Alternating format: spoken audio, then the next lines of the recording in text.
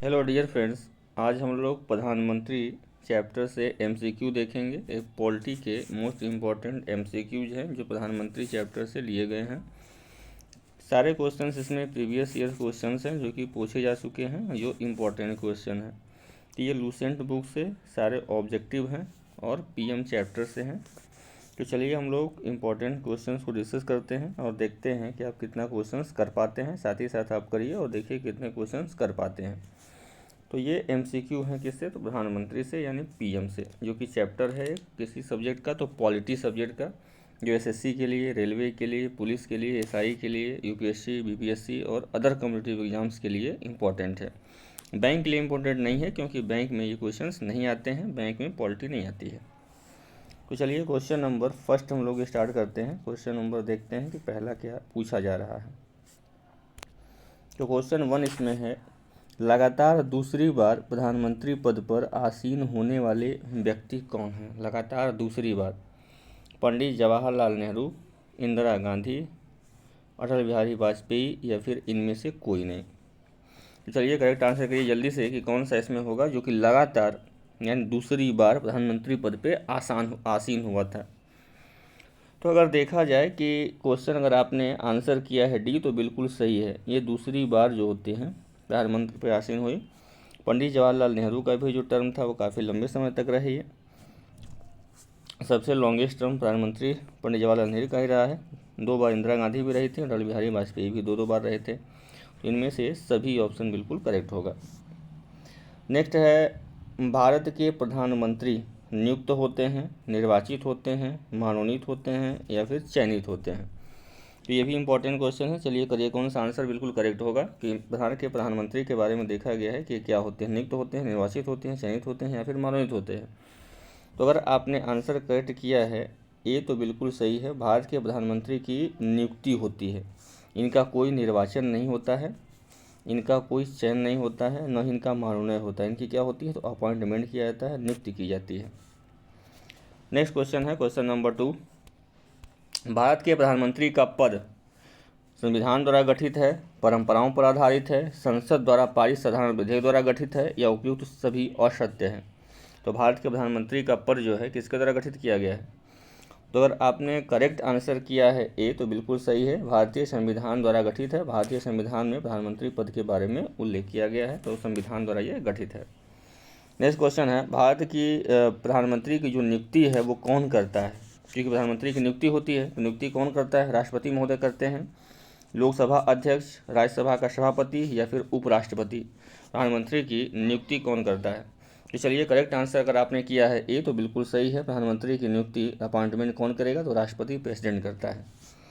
Next है, प्रधानमंत्री को उसके पद की गोपनीयता की शपथ कौन दिलवाता है। यानी प्रधानमंत्री को शपथ कौन दिलवाता है, राष्ट्रपति, उपराष्ट्रपति, लोकसभा अध्यक्ष या मुख्य न्यायाधीश, चीफ जस्टिस ऑफ इंडिया यानी मुख्य न्यायाधीश, सर्वोच्च न्यायालय के न्यायाधीश कौन दिलवाते हैं, प्रधानमंत्री को शपथ कौन दिलवाते हैं। तो करेक्ट आंसर आपका यहाँ पे अगर आपने किया है ए तो बिल्कुल सही है, यानी राष्ट्रपति प्रधानमंत्री जी को क्या करवाते हैं, शपथ दिलाते हैं। नेक्स्ट क्वेश्चन देखते हैं नंबर 6, सामान्यतः प्रधानमंत्री क्या होते हैं, तो लोकसभा का सदस्य होता है, राज्यसभा का सदस्य होता है, लोकसभा के बहुमत दल का नेता होता है, राज्यसभा के बहुमत दल का नेता होता है। तो करेक्ट आंसर बताइए कि प्रधानमंत्री सामान्यतः क्या होते हैं। तो अगर आपने करेक्ट आंसर किया है इसमें सी तो बिल्कुल सही है, लोकसभा में बहुमत दल का नेता होता है। कोई अगर मेंबर नहीं भी है तो कुछ ही अंदर के अंदर मेंबर होना पड़ता है, यानी ये लोकसभा के बहुमत दल का नेता होता है प्रधानमंत्री। नेक्स्ट क्वेश्चन वो देखेंगे, भारत में एक व्यक्ति अधिक से अधिक कितनी बार प्रधानमंत्री पद पर नियुक्त हो सकता है। केवल 1 बार, 2 बार, केवल 3 बार या फिर कितनी ही बार। चलिए करेक्ट आंसर बताइए कि भारत के प्रधानमंत्री को कितनी बार नियुक्त किया जा सकता है, यानी कोई भी कितनी बार प्रधानमंत्री पद बन सकता है, प्रधानमंत्री पद को धारण कर सकता है। तो अगर करेक्ट आंसर आपने डी किया है तो बिल्कुल सही है। भारत के प्रधानमंत्री को कोई लिमिट नहीं है, वो कितनी बार भी प्रधानमंत्री बन सकता है। भारत में शक्तियों का प्रमुख उभरता केंद्र कौन है, लोकसभा है, राज्यसभा है, प्रधानमंत्री है या मंत्रिपरिषद है। तो करेक्ट आंसर अगर आपने सी किया है तो बिल्कुल सही है। भारत में शक्तियों का जो प्रमुख केंद्र है वो प्रधानमंत्री के ही उसमें होता है, क्योंकि ये नेता होता है।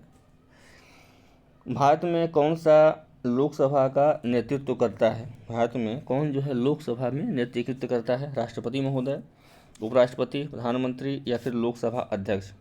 लोकसभा का नेतृत्व कौन करता है? लोकसभा का कौन नेतृत्व करता है? चलिए करेक्ट आंसर करिए। तो लोकसभा का जो नेतृत्व है वो प्रधानमंत्री ही करेगा, यानी चूँकि बहुमत दल का नेता होता है तो यही नेतृत्व करता है। और लोकसभा के अध्यक्ष लोकसभा की कार्रवाई को सुचारू रूप से संभालते हैं। संघीय मंत्रिपरिषद यानी सेंटर में संघीय मंत्रिपरिषद का अध्यक्ष कौन होता है? राष्ट्रपति होता है, प्रधानमंत्री होता है, गृह मंत्री होता है या कैबिनेट सचिव होता है? चलिए जल्दी से करेक्ट आंसर करिए कि इनमें से कौन सा है, यानी संघीय मंत्रिपरिषद का अध्यक्ष कौन होगा? संघीय मंत्रिपरिषद का अध्यक्ष होता है प्रधानमंत्री। अगर आपने बी आंसर किया तो करेक्ट है। योजना आयोग का अध्यक्ष होता है राष्ट्रपति, उपराष्ट्रपति, प्रधानमंत्री या फिर गृह मंत्री? योजना आयोग यानी प्लानिंग कमीशन का अध्यक्ष कौन होता है? राष्ट्रपति, उपराष्ट्रपति, प्रधानमंत्री या गृह मंत्री? अगर आपने करेक्ट आंसर किया है सी तो बिल्कुल सही है। योजना आयोग का अध्यक्ष हमेशा प्रधानमंत्री यानी पीएम ही हो गया है। अब तो योजना आयोग की जगह पर नीति आयोग हो गया, तो नीति आयोग का भी अध्यक्ष हमेशा प्राइम मिनिस्टर ही होता है, जो भी करंट में पीएम होता है। आमतौर पर भारत के प्रधानमंत्री होते हैं संसद के सदस्य नहीं, लोकसभा का सदस्य, राज्यसभा का सदस्य, दोनों सदनों का सदस्य। तो आमतौर पर भारत के प्रधानमंत्री क्या होते हैं? तो अगर आपने सही आंसर लगाया है तो बी लोकसभा का सदस्य। आमतौर पर अगर बात करें तो लोकसभा के सदस्य हो सकता है कौन? तो भारत का प्रधानमंत्री लोकसभा का सदस्य होता है सामान्यतः। 13 भारत में प्रधानमंत्री का निम्नलिखित में से कौन सा कालानुक्रम सही है? यानी उसके समय के हिसाब से आपको अरेंज करा है कि यानी कौन सा प्रधानमंत्री किस किस समय पे रह चुके हैं, कौन सही नंबर क्रम है। तो चलिए करेक्ट आंसर बताइए कि कौन सा है। इंदिरा गांधी है ऑप्शन में, जवाहरलाल नेहरू है, मोरारजी देसाई है, चौधरी चरण सिंह। सभी लोग जानते हैं कि हमारे देश के पहले प्रधानमंत्री कौन थे? तो पंडित जवाहरलाल नेहरू जी थे। तो यानी दूसरा तो ऑप्शन में होना ही चाहिए, यानी बी और सी आपके पास ऑप्शन है, या तो बी हो सकता है या तो सी हो सकता है। तो चलिए दोनों में से बताइए कौन हो सकते हैं, बी या फिर सी। तो करेक्ट आंसर आपको बताना है। तो पहले तो ये हो गए फर्स्ट, उसके बाद जवाहरलाल नेहरू के बाद तीसरे नंबर पे आई थी इंदिरा गांधी, तो इंदिरा गांधी हो गए, तो इंदिरा गांधी सेकंड में हो गए। उसके बाद फिर आए थे मोरारजी देसाई, इमरजेंसी के बाद फिर मोरारजी देसाई आए, उसके बाद चौधरी चरण सिंह आए, यानी सी ऑप्शन बिल्कुल सही है, यानी पंडित जवाहरलाल नेहरू, फिर इंदिरा गांधी, फिर मोरारजी देसाई और फिर चौधरी चरण सिंह।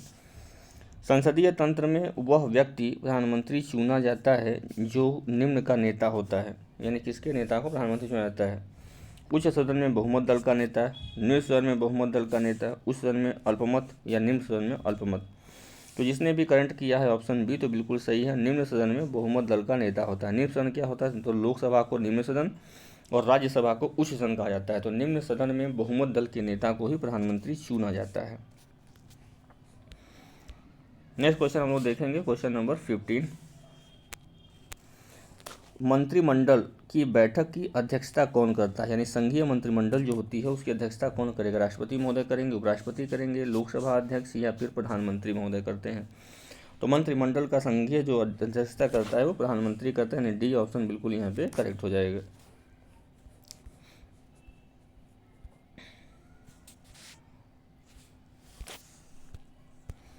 नेक्स्ट 16 क्वेश्चन है, प्रधानमंत्री की नियुक्ति राष्ट्रपति करता है, वह किस अनुच्छेद में वर्णित है? प्रधानमंत्री की नियुक्ति कौन करता है? तो राष्ट्रपति ही करता है। किस अनुच्छेद में वर्णित है? अनुच्छेद 61 में, अनुच्छेद 70 में, अनुच्छेद 75 में या फिर अनुच्छेद 85 में? किस अनुच्छेद में वर्णित है प्रधानमंत्री की नियुक्ति राष्ट्रपति करता है? किस अनुच्छेद में वर्णित है? अगर आपने सी किया तो बिल्कुल सही, अनुच्छेद 75 75 में ये वर्णित किया गया, 75 में किया गया है। भारत के प्रधानमंत्री पद के लिए उम्मीदवार की कम से कम कितनी उम्र होनी चाहिए? प्रधानमंत्री अगर किसी को बनना है तो उसकी मिनिमम एज क्या होना चाहिए? 25 वर्ष, 30 वर्ष, 35 वर्ष या 40 वर्ष? चलिए करेक्ट आंसर बताइए कि प्रधानमंत्री कोई बनना चाहता है तो उसकी निम्न कम से कम एज कितनी होनी चाहिए? तो अगर आपने करेक्ट आंसर किया है बी ए तो बिल्कुल सही है, यानी कम से कम 25 वर्ष होनी चाहिए, तब वो क्या बन सकता है? देश का प्रधानमंत्री बन सकता है। और मैक्सिमम एज कितना होना चाहिए? तो मैक्सिमम एज की कोई लिमिट नहीं, मैक्सिमम एज कितना भी हो सकता है। नेक्स्ट क्वेश्चन नंबर 18 है, भारत के प्रधानमंत्री राष्ट्रपति द्वारा चुने जाते हैं, राज्यों के मुख्यमंत्री द्वारा चुने जाते हैं, लोकसभा में बहुमत दल का नेता होता है, या चुने नहीं जाते बल्कि वंशागत होते हैं? तो चलिए कौन सा करेक्ट आंसर है, करिए जल्दी से देखिए कौन सा करेक्ट आंसर होगा। तो अगर आपने सिया किया है तो बिल्कुल सही है, यानी सी ऑप्शन बिल्कुल सही है। लोकसभा में बहुमत दल का नेता होता है प्रधानमंत्री। नेक्स्ट है प्रधानमंत्री कौन बनता है। प्रधानमंत्री जो है कौन बनता है तो लोकसभा में बहुमत दल का नेता, सर्वाधिक उम्र का सांसद, सर्वाधिक मत प्राप्त करने वाला सांसद, राष्ट्रपति जिसे बनाना उचित समझे, इनमें से कोई नहीं। प्रधानमंत्री कौन बनता है। प्रधानमंत्री जो है कौन बनता है। लोकसभा में बहुमत दल का नेता बिल्कुल सही है, यानी ए ऑप्शन किया है तो बिल्कुल सही है, लोकसभा में बहुमत दल का नेता बन जाता है।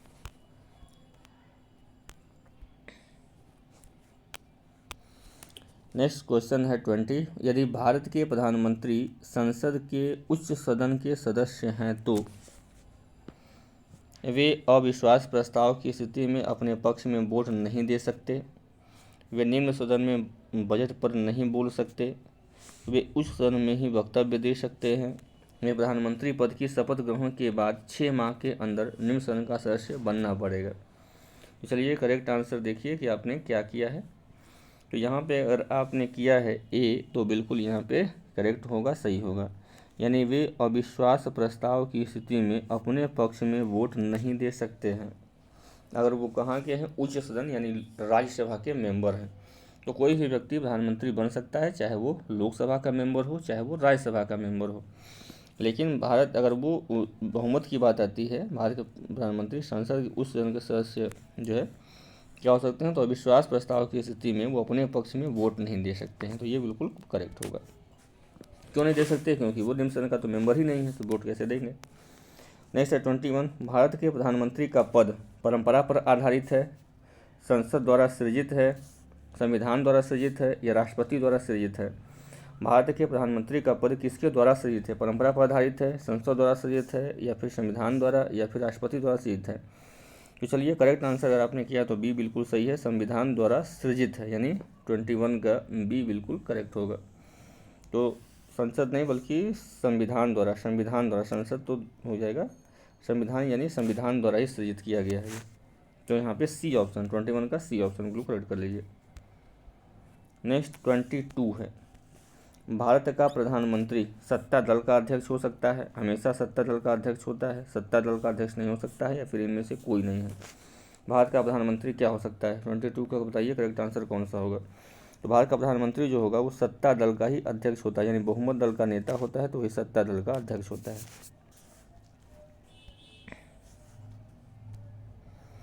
निम्नलिखित में से कौन सा वक्तव्य सही है, भारत के प्रधानमंत्री के बारे में कौन सा सही है।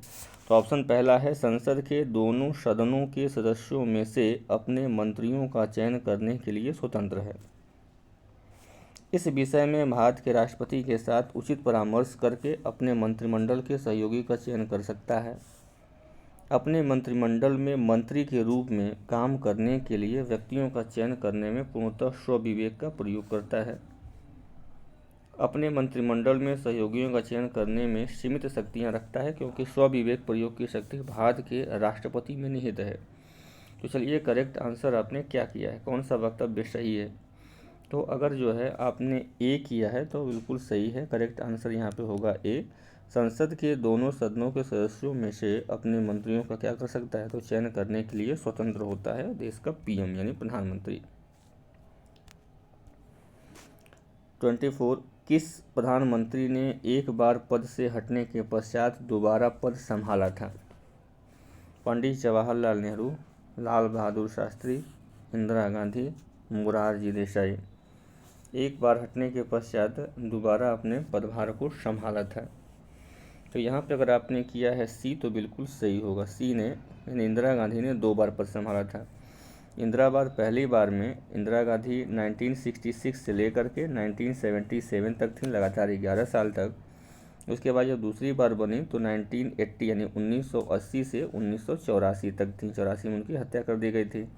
तो देश की प्रधानमंत्री 2 बार रह चुकी हैं इंदिरा गांधी, 1966 से 77 और 1980 से 84। तो करेक्ट आंसर जो होगा वो होगा इंदिरा गांधी।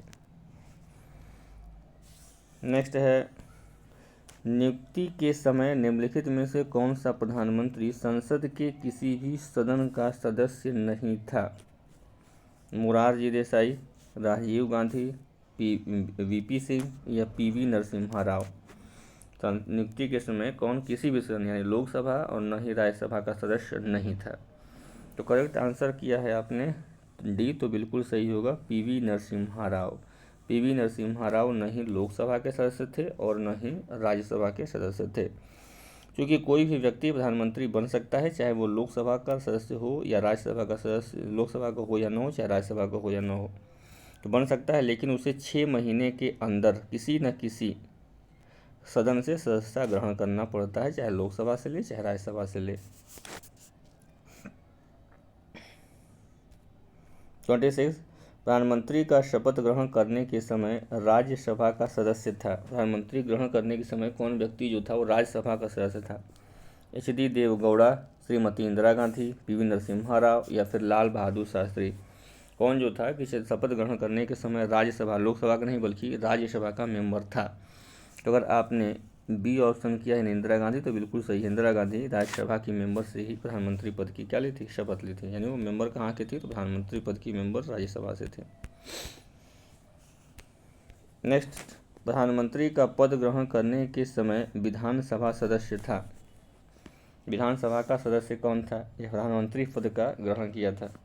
चौधरी चरण सिंह, बीपी सिंह, इंद्र कुमार गुजराल या एच.डी. देवेगौड़ा। हल्दी देवेगौड़ा। यानी 27 में ऑप्शन देखिए कौन सा करेक्ट सही है। अगर एच.डी. देवेगौड़ा आपने किया है तो बिल्कुल सही है। ये उस समय कहाँ गए थे, तो विधानसभा के सदस्य थे।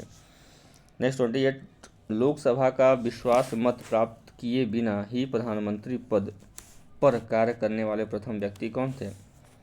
लोकसभा का विश्वास मत प्राप्त किए बिना चौधरी चरण सिंह, मोरारजी देसाई, बीपी सिंह या फिर चंद्रशेखर। तो करेक्ट आंसर एक्चुअली ये देखिए आपने कौन सा किया है। तो करेक्ट आंसर इसमें जो होगा वो हो जाएगा आपका चौधरी चरण सिंह। तो चौधरी चरण सिंह ही एक ऐसे व्यक्ति हैं। तो चौधरी चरण सिंह बिल्कुल यहाँ पे करेक्ट आंसर है 28 का। चलिए 29 क्वेश्चन देखते हैं। कांग्रेस द्वारा समर्थन वापस लिए जाने के कारण ही त्यागपत्र देना पड़ा। चौधरी चरण सिंह को, चंद्रशेखर सिंह को, एच.डी. देवेगौड़ा को या उपयुक्त सभी को। तो अगर आपने किया है डी ऑप्शन तो बिल्कुल सही। उपयुक्त सभी को कांग्रेस के समर्थन वापस लेने की वजह से अपने पद का त्याग करना पड़ा था। इंदिरा गांधी दूसरी अवधि के लिए प्रधानमंत्री कब से कब थी, 80 से 84, 75 से 79, 77 से 82 या 82 से 84। तो इंदिरा गांधी दूसरी अवधि के लिए प्रधानमंत्री कब बनी, तो ए ऑप्शन बिल्कुल सही है। यानी 80 से 84 तक वो प्रधानमंत्री बनी, 80 से लेकर के 84 तक। नेक्स्ट है क्वेश्चन 31। पंडित जवाहरलाल नेहरू के निधन के पश्चात किसने प्रधानमंत्री पद ग्रहण किया था। पंडित जवाहरलाल नेहरू के मरने के बाद यानी 64 में इनकी डेथ हुई थी। 1947 से लेकर के 1964 तक प्रधानमंत्री पंडित जवाहरलाल नेहरू जी क्या थे, प्रधानमंत्री थे। 1964 में पीएम रहते हुए उनकी डेथ हुई थी। तो इनके बाद कौन आया, ऑप्शन ए है लाल बहादुर शास्त्री, ऑप्शन 2 है श्रीमती इंदिरा गांधी, ऑप्शन 3 है गुजरारीलाल नंदा या फिर मोरारजी देसाई। तो अगर आपने यहाँ पे करेक्ट आंसर किया है ए तो बिल्कुल सही है। लाल बहादुर शास्त्री जी को, लाल बहादुर शास्त्री हमारे देश के दूसरे प्रधानमंत्री के रूप में चुने गए थे। तो इनको जो है निधन के पश्चात प्रधानमंत्री पद का जो है यानी लाल बहादुर शास्त्री को माना जाएगा। और यहाँ पे अगर बात करें कार्यवाहक पीएम को, तो कार्यवाहक पीएम थे गुलजारीलाल नंदा जी को। मरने के तुरंत बाद गुलजारीलाल नंदा जी को कार्यवाहक पीएम बनाया गया था, क्योंकि पीएम पद को खाली नहीं छोड़ सकते और पंडित जवाहरलाल नेहरू की मृत्यु जो हुई थी वो पीएम पद पर ही हुई थी। इसलिए कुछ दिन के लिए यानी 13 दिन के लिए गुलजारीलाल नंदा जी को बनाया गया था। उसके बाद लाल बहादुर शास्त्री जी बन गए थे, जिन्होंने नारा दिया था जय जवान जय किसान। और इनकी भी मृत्यु 1966 में हो गई थी। 1966 में जब इनकी मृत्यु होगी तो इनके बाद हमारे देश की पहली महिला प्रधानमंत्री और तीसरी प्रधानमंत्री देखा जाए तो इंदिरा गांधी बनी थी। इनके बाद कौन बना था, तो इंदिरा गांधी। नेक्स्ट है अविश्वास प्रस्ताव के कारण समर्थन किस प्रधानमंत्री को अपने पद से त्याग पत्र देना पड़ा। समर्थन अविश्वास प्रस्ताव के कारण सर्वप्रथम पहली बार मोरारजी देसाई, चौधरी चरण सिंह, वीपी सिंह या श्रीमती इंदिरा गांधी, किसको देना पड़ा था। यहाँ पे करेक्ट आंसर है मोरारजी देसाई को। चूँकि ये जनता पार्टी से थे, गठबंधन की सरकार थी, तो अविश्वास प्रस्ताव के कारण इन्हें अपने पद से क्या देना पड़ेगा, त्याग पत्र देना पड़ा। वह प्रथम प्रधानमंत्री कौन थे जिन्होंने संसद सत्र में उपस्थित हुए बिना ही त्यागपत्र दे दिया था। यानी संसद सत्र में उपस्थित नहीं हुए त्यागपत्र भी दे दिए। चौधरी चरण सिंह, श्रीमती इंदिरा गांधी, लाल बहादुर शास्त्री। तो करेक्ट आंसर जो यहाँ पे होगा वो होगा सी, यानी चौधरी चरण सिंह। चौधरी चरण सिंह ऐसे प्रधानमंत्री बने जो कभी पार्लियामेंट में गए ही नहीं, और बिना गए हुए वहीं से क्या दे दी थी, तो त्याग पत्र भी उन्होंने दे दिया था। नेक्स्ट 34, प्रधानमंत्री पद पर सर्वाधिक समय तक कौन आसीन रहा? चौधरी चरण सिंह, पंडित जवाहरलाल नेहरू, लाल बहादुर शास्त्री और इंदिरा गांधी। तो प्रधानमंत्री पद पर सर्वाधिक समय तक आसीन रहने वाले, ऑप्शन बी बिल्कुल सही है, पंडित जवाहरलाल नेहरू। कब से कब थे? तो 1947 से लेकर के 1964 तक थे, 1964 तक। अभी तक के सबसे लॉन्गेस्ट टर्म के पीएम पंडित जवाहरलाल नेहरू जी ही हैं। नेक्स्ट, प्रधानमंत्री पद पर किसी एक कार्यकाल के लिए सबसे कम समय के लिए कौन आसीन रहा? मोरारजी देसाई, चौधरी चरण सिंह, वीपी सिंह या फिर अटल बिहारी वाजपेयी। तो करेक्ट आंसर अगर आपने किया है डी तो बिल्कुल सही, अटल बिहारी वाजपेयी जो है कुछ ही दिनों के लिए, यानी सबसे कम समय के लिए यही बने हैं, मात्र 13 दिन के लिए बने थे। नेक्स्ट क्वेश्चन हम देखते हैं 36, निम्नलिखित में से किसने 2 बार कार्यकारी प्रधानमंत्री के रूप में पदभार ग्रहण किया था? सरदार वल्लभ भाई पटेल, कृष्णा मेनन, गुलजारी लाल नंदा या फिर के कामराज। तो करेक्ट आंसर चलिए इसका करिए कि कौन सा आंसर बिल्कुल करेक्ट होगा। तो अगर आपने किया है सी, गुलजारी लाल नंदा, तो बिल्कुल सही होगा, गुलजारी लाल नंदा यहाँ पे करेक्ट आंसर है। इनको 2 बार कार्यवाहक पीएम बनाया गया। पहली बार में 1964 में बनाया गया था, जब पंडित जवाहरलाल नेहरू की डेथ हुई थी पीएम पोस्ट पर रहते हुए ही, और दूसरी बार इनको बनाया गया था जब लाल बहादुर शास्त्री जी की मृत्यु ताशकंद समझौते में हुई थी पीएम पोस्ट पर रहते हुए। तो 2 बार इनको कार्यवाहक पीएम बनाया गया है। प्रथम गैर कांग्रेसी प्रधानमंत्री कौन बने? चंद्रशेखर, चौधरी चरण सिंह, IK गुजराल या फिर मोरारजी देसाई। तो प्रथम गैर कांग्रेसी, चलिए करेक्ट आंसर आपको मैं बता देता हूँ, यहाँ पे डी बिल्कुल सही है, करेक्ट आंसर यहाँ पे डी होगा। यानी प्रथम गैर कांग्रेसी जो प्रधानमंत्री बने वो मोरारजी देसाई बने, जनता पार्टी के तरफ से पहली बार बिना कांग्रेस का कोई पीएम बना था। यानी 1977 से लेकर के 79 तक ये थे चौधरी मोरारजी देसाई, पहले गैर कांग्रेसी पीएम थे और सबसे अधिक एज के पीएम भी थे। नेक्स्ट है क्वेश्चन नंबर 38, सबसे कम उम्र में प्रधानमंत्री पद पर आसीन होने वाले व्यक्ति कौन हैं? अपना है राजीव गांधी, मोरारजी देसाई, लाल बहादुर शास्त्री और इंदिरा गांधी। तो चलिए करेक्ट आंसर बताइए कौन सा है। करेक्ट आंसर जो है यहाँ पे होगा ए, यानी राजीव गांधी। राजीव गांधी सबसे कम उम्र में अपने पद पर पीएम पद पर आसीन होने वाले व्यक्ति हैं, ये मात्र 40 साल के थे। और सबसे अधिक उम्र में मोरारजी देसाई, यानी 80 से 81 साल के थे, ये सबसे कम उम्र में, सबसे अधिक उम्र में मोरारजी देसाई पीएम बने हुए हैं। तो नेक्स्ट हम लोग देखते हैं क्वेश्चन नंबर है 39, सबसे अधिक उम्र प्रधानमंत्री पद पर आसीन वाले व्यक्ति कौन है? तो लाल बहादुर शास्त्री, जवाहरलाल नेहरू, मोरारजी देसाई या फिर इंद्र कुमार गुजराल, IK गुजराल। तो करेक्ट आंसर अगर आप करते हैं यहाँ पर तो सी बिल्कुल सही है, मोरारजी देसाई। प्रधानमंत्री पद से त्यागपत्र देने वाले प्रथम व्यक्ति कौन थे? प्रधानमंत्री पद से त्यागपत्र, पंडित जवाहरलाल नेहरू, इंदिरा गांधी, मोरारजी देसाई, चौधरी चरण सिंह। तो आप जानते हैं कि पंडित जवाहरलाल नेहरू की पीएम पद पर डेथ हो गई थी तो इन्होंने त्यागपत्र दिया नहीं था। इंदिरा गांधी की हत्या कर दी गई थी पीएम पोस्ट से ही, तो इन्होंने तो दिया नहीं था। तो ऑप्शन बचा सी एंड डी। तो चलिए कौन सा आपने किया है? तो ऑप्शन बिल्कुल सी सही है, मोरारजी देसाई, ऑप्शन यहाँ पे सी होगा। इन्होंने प्रधानमंत्री पद से त्याग कर दिया था क्योंकि अविश्वास का प्रस्ताव बहुमत नहीं मिल पाया था इन्हें। ऐसे प्रधानमंत्री जिनके विरुद्ध लोकसभा में अविश्वास प्रस्ताव लाया गया? पंडित जवाहरलाल नेहरू, लाल बहादुर शास्त्री, इंदिरा गांधी या फिर मोरारजी देसाई। किसके विरुद्ध लोकसभा में अविश्वास का प्रस्ताव लाया गया था? इस ऑप्शन में से आपको बताना है चारों में से किसके उसमें लाया गया था। तो करेक्ट आंसर अगर आपने किया है डी तो बिल्कुल सही होगा, यानी डी करेक्ट आंसर है। मोरारजी देसाई के लिए लियाना था, फिर इनको त्यागपत्र देना पड़ा था। इन्हीं के बाद फिर पीएम बन गई थी श्रीमती इंदिरा गांधी जी। लोकसभा चुनाव में पराजित होने वाले प्रथम प्रधानमंत्री कौन हैं? लोकसभा चुनाव में मोरारजी देसाई, चौधरी चरण सिंह, इंदिरा गांधी या वीपी सिंह। लोकसभा चुनाव में पराजित होने वाले जो व्यक्ति हैं वो कौन है? तो यहाँ पे इंदिरा गांधी जी हैं। लोकसभा चुनाव में पराजित हो गई थी, इमरजेंसी के बाद लोकसभा चुनाव में इन्हें हार का सामना करना पड़ा था।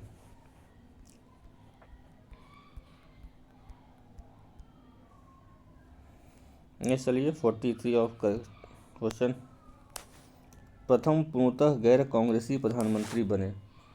मोरारजी देसाई, चौधरी चरण सिंह, वीपी सिंह या फिर अटल बिहारी वाजपेयी। पूर्ण रूप से गैर कांग्रेसी, यानी पहले गैर कांग्रेसी कौन बना, यही क्वेश्चन पूछा जा रहा है। तो पूर्ण रूप से अगर बात किया जाए बिना किसी समर्थन के पूर्णतः गैर कांग्रेसी प्रधानमंत्री जो बने थे, वो आपका करेक्ट आंसर हो जाएगा, वो डी हो जाता है, अटल बिहारी वाजपेयी, पूर्णतः गैर कांग्रेसी। नेक्स्ट है, भारत के प्रथम सिख प्रधानमंत्री कौन थे? मनमोहन सिंह, मोंटेक सिंह अहलूवालिया, एस अहलूवालिया या कैप्टन अमरिंदर सिंह। भारत के प्रथम सिख प्रधानमंत्री कौन है? भारत के पहले सिख प्रधानमंत्री कौन है? तो डॉक्टर मनमोहन सिंह हैं। कब से कब तक थी? तो 2004 से लेकर के 14 तक, लगातार 10 वर्षों तक हमारे देश के प्राइम मिनिस्टर रहे हैं। भारत के सिख मंत्री, पहले सिख मंत्री हैं डॉक्टर मनमोहन सिंह। नेक्स्ट है, किस प्रधानमंत्री द्वारा प्रस्तुत विश्वास प्रस्ताव पर अब तक की सबसे लंबी बहस लोकसभा में चली है? किस प्रधानमंत्री द्वारा प्रस्तुत विश्वास प्रस्ताव पर? वीपी सिंह पर, एचडी देवगौड़ा, चंद्रशेखर या फिर अटल बिहारी वाजपेयी? किसके विस्तार प्रस्ताव पर सबसे ज़्यादा चर्चा हुई थी? तो करेक्ट आंसर होगा डी, यानी अटल बिहारी वाजपेयी पे। अभी तक पद पर रहते हुए कितने प्रधानमंत्रियों की मृत्यु हो चुकी है? यानी अपने पद पर ही, बीएम रहते हुए ही मृत्यु हो चुकी है? तो करेक्ट आंसर जो है वो होगा सी, यानी 3 मंत्रियों की जो मृत्यु हुई है वो पीएम पद पर रहते हुए ही हो गई है। पंडित जवाहरलाल नेहरू की मृत्यु हो गई है, लाल बहादुर शास्त्री की हो गई है और इंदिरा गांधी की, यही 3 लोगों की मृत्यु पीएम रहते हुए हो चुकी है। नेक्स्ट क्वेश्चन हम लोग देखेंगे, क्वेश्चन नंबर है 47। अब तक लोकसभा में प्रस्तुत अविश्वास प्रस्ताव सर्वाधिक बार किस प्रधानमंत्री की सरकार के खिलाफ रखे गए हैं? अविश्वास का प्रस्ताव जवाहरलाल नेहरू, लाल बहादुर शास्त्री, इंदिरा गांधी या फिर अटल बिहारी वाजपेयी? अब तक लोकसभा में प्रस्तुत अविश्वास प्रस्ताव सर्वाधिक बार किस प्रधानमंत्री के खिलाफ रखे गए हैं? तो करेक्ट आंसर अगर आपने किया है सी, तो बिल्कुल सही है, इंदिरा गांधी के खिलाफ। सी ऑप्शन बिल्कुल सही होगा। तो सी ऑप्शन यहाँ पे सही हो जाएगा अगर आपने किया है इंदिरा गांधी। तो भारत का वह प्रधानमंत्री जिसने एक संसद की हैसियत से संसद के उन सभी संयुक्त अधिवेशनों में उपस्थिति दर्ज कराई जो स्वतंत्र भारत के इतिहास में अब तक संपन्न हुए हैं? ऑप्शन है इंदिरा गांधी, वीपी सिंह, चंद्रशेखर या अटल बिहारी वाजपेयी। चलिए करेक्ट आंसर बताइए कि कौन सा इसमें करेक्ट होगा 48 में। तो अटल बिहारी वाजपेयी बिल्कुल करेक्ट आंसर यहाँ पे होगा, डी ऑप्शन बिल्कुल सही है। लोकसभा में विश्वास मत प्राप्त करने के पहले ही त्यागपत्र देने वाला प्रधानमंत्री कौन है? लोकसभा में विश्वास मत प्राप्त करने के पहले ही त्यागपत्र दे दिया था। चौधरी चरण सिंह, अटल बिहारी वाजपेयी, उपयुक्त तो दोनों या फिर इनमें से कोई नहीं? तो अगर करेक्ट आंसर जो है सी, दोनों ही, चौधरी चरण सिंह, अटल बिहारी वाजपेयी।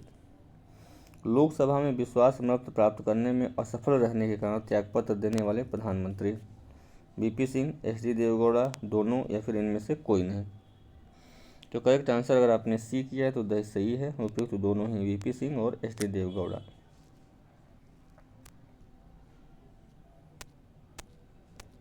संसदीय शासन प्रणाली में वास्तविक कार्यपालिका शक्ति किसके पास होती है? रियल कॉन्स्टिट्यूशनल हेड कौन होता है? संसद, प्रधानमंत्री, राष्ट्रपति या फिर नौकरशाही? तो अगर आपने बी ऑप्शन किया तो बिल्कुल सही है, प्रधानमंत्री होता है। संसदीय शासन प्रणाली में सर्वप्रथम किस देश में विकसित हुई है? संसदीय शासन प्रणाली सर्वप्रथम किस देश में विकसित हुई है? ब्रिटेन में, बेल्जियम में, फ्रांस में या फिर स्विट्जरलैंड में? अगर आपने ऑप्शन किया है ए तो सही है, ब्रिटेन में। चलिए 53 देखते हैं। भारतीय संसद के अनुसार तथ्यात्मक संप्रभुता निवास करती है संसद में, राष्ट्रपति में, प्रधानमंत्री में या फिर जनता में? किस में निवास करती है? तो भारतीय संविधान के अनुसार तथ्यात्मक जो है, जो फैक्चुअल की अगर बात की है तो प्रधानमंत्री में निहित करती है। सी ऑप्शन सही होगा। किस दल के ने 2 वर्ष के समय में 2 प्रधानमंत्री दिए? Bharatiya Janata party, Janata Dal, Samajwadi party? 2 वर्ष के समय में 2 प्रधानमंत्री दिए, किस पार्टी ने दिया था? तो जनता पार्टी ने दिया था, बी ऑप्शन सही हो गया। नेक्स्ट क्वेश्चन हम लोग देखेंगे 55। निम्नलिखित में से भारत के कौन से प्रधानमंत्री अविश्वास मत से पराजित हुए थे? मोरारजी देसाई, विश्वनाथ प्रताप सिंह, एचडी देवगौड़ा और अटल बिहारी वाजपेयी? अविश्वास प्रस्ताव में वो हार गए थे, पराजित हो गए थे। तो करेक्ट आंसर जो है बी है, यानी ये भी हो सकता है, 2 भी हो सकता है, 3 भी हो सकता है, 4 भी, यानी बी ऑप्शन सही है, 2, 3 और 4।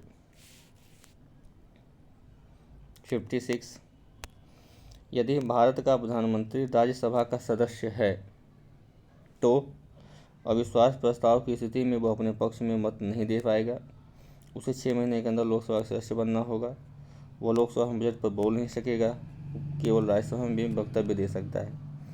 तो अगर वो प्रधानमंत्री राज्यसभा का सदस्य है तो ए ऑप्शन बिल्कुल सही है कि अविश्वास प्रस्ताव की जब स्थिति आती है तो अपने पक्ष में वोट नहीं दे सकता, क्योंकि इस लोकसभा का मेंबर नहीं है, राज्यसभा का मेंबर है तो मेंबर नहीं है, यानी अविश्वास प्रस्ताव पे वो पक्ष में वोट नहीं दे सकता है।